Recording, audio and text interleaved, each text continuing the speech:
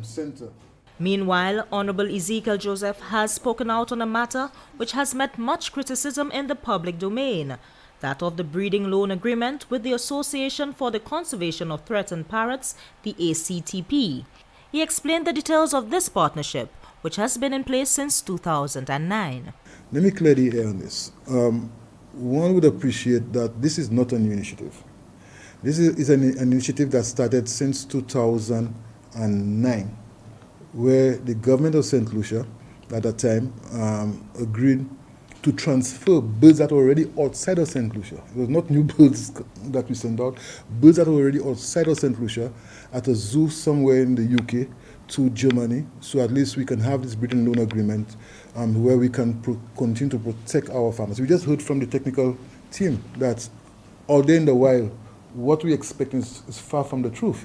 And I'm agreeing that there's need for us to do a census, and I'm hoping that, Martin, that ACTP can give us some support in doing the census.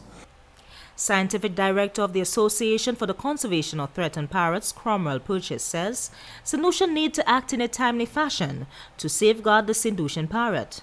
There is need, he insists, to take definite steps to build and sustain the parrot population. From the research that we did, nest collection, nest monitoring, we noticed that there were predators that were causing major issues. So of 48 nests that we monitored, 40 of them were active, and out of those 40 active nests, 7 of them contained opossums, a predator for chicks. So we now realize that the predation of the chicks is a lot higher than was expected. Then the boa constrictors, we also had a nest with a boa constrictor in it with 2 dead chicks. And this is an indication that the species is actually under quite a bit of predation. Mr. Cromwell further explains the implications of not addressing the research findings, saying the strategy should also embrace a participatory effort in analyzing all threats to the parrot and to determine the best move in addressing them. For a species that has 2 predators, both of them protected on the island, this is quite a risk and quite a threat. So this kind of information is important and has brought us to the point where we realize that a census is probably crucial at this time. Honorable Ezekiel Joseph says it is for this reason the Forestry Department will facilitate the breeding loan agreement, as this intervention is proactive and strategic.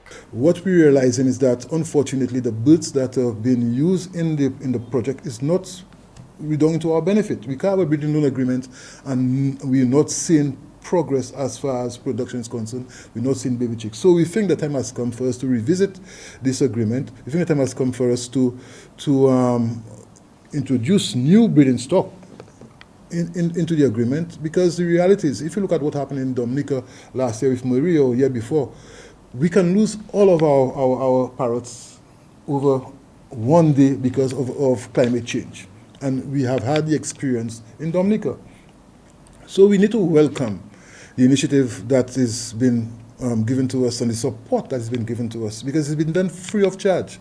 All the financing for it has been done by ACTP, and for us now is to capitalize on it, to make sure that whatever we are doing, we're done to the benefit of our parrots. The Department of Forestry, along with key stakeholders, will continue to champion the mission of securing St. Lucia's wildlife and indigenous species, 2 elements which speak to the island's cultural and ecological identity. From the Ministry of Agriculture, I am Amanda-Faye Clarke reporting.